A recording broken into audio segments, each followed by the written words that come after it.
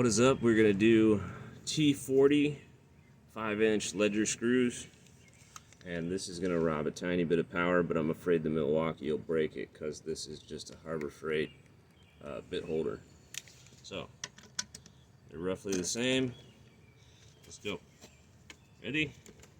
Wait, let's check the trigger. We're good. Ready?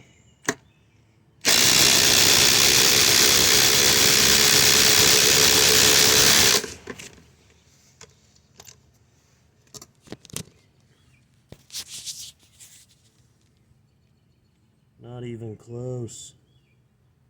Not even relatively close.